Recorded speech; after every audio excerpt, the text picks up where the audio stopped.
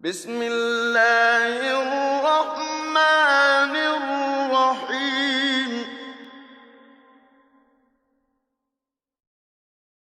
بسم الله الحمد لله والصلاة والسلام على رسول الله صلى الله عليه وسلم وعلى آله وصحبه أجمعين. Assalamu alaikum wa rahmatullahi wa barakatuh, brothers and sisters.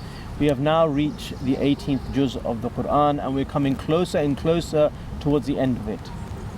Allah subhanahu wa ta'ala mentions 3 surahs in this juz. 2 of them are complete and the third one, there's only a few surahs from its beginning.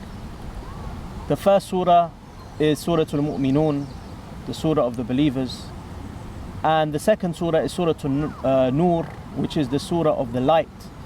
And the final surah, which is not complete in this juz, but carries on to the next one, is none other than Surah Al-Furqan, that which distinguishes from the truth and falsehood, the criterion.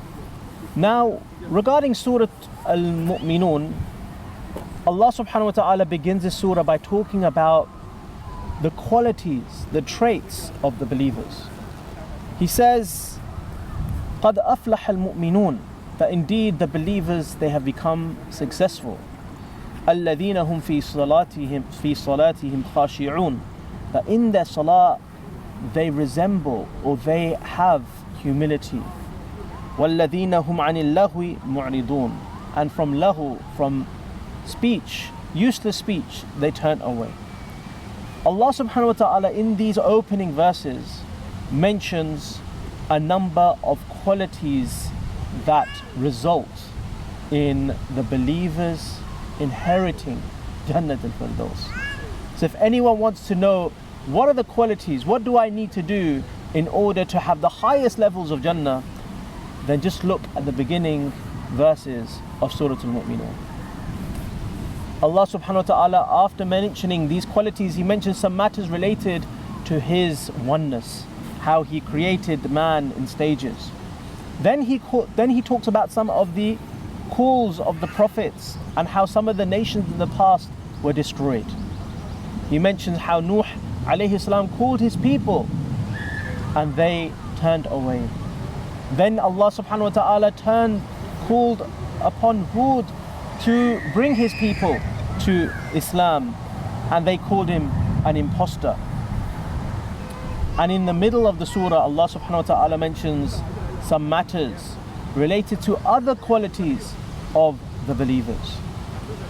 Of these amazing qualities is that Allah Jalla wa Ala says that the believers, the true believers, they fear that their deeds will not be accepted.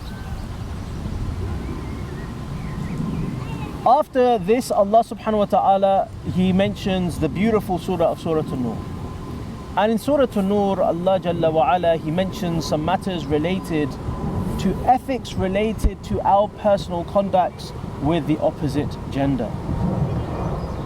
He mentions the punishment of those who accuse women of falling into a sin which they are far from, which is zina.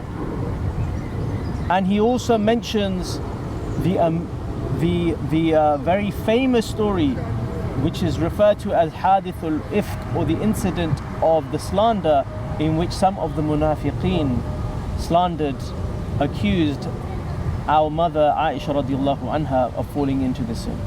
Allah subhanahu wa ta'ala says unequivocally that Aisha radiallahu anha is free from doing such a terrible sin. Then Allah Jalla wa Ala, He mentions, in actual fact, in this surah, Allah subhanahu wa ta'ala talks about chastity and how people can become chaste. Ibn Umar radiallahu an, he or his father Umar radiallahu an, they recommended that that women should be taught this surah, Surah An-Nur, because Allah Jalla wa Ala mentions 7 or 8 different ways of how women can become modest, to have this iffa. He mentions the matters related to hijab. He mentions how women, young people should become married quickly. He mentions matters related to how we should interact with one another. there are so many things that Allah subhanahu wa ta'ala mentions in this surah related to the concept of chastity. Then we finally come to an amazing verse where Allah subhanahu wa ta'ala, He tells us that He is the Nur samawati wal ard, that He is the light of the heavens and the earth. He mentions in this beautiful similitude how a person is living according to the fitrah, but when he is living with the revelation and he complies to that revelation, then it's like nur ala nur, that this is light upon light. And then he mentions some other matters related to social etiquettes with which we should have with one another. Then finally this juz ends with Surah Al-Furqan, in which Allah Jalla wa Ala mentions some matters related to revelation and how this Quran came from Allah Jalla wa Ala, and how this is a criterion of that which is truth, and it exposes that which is false.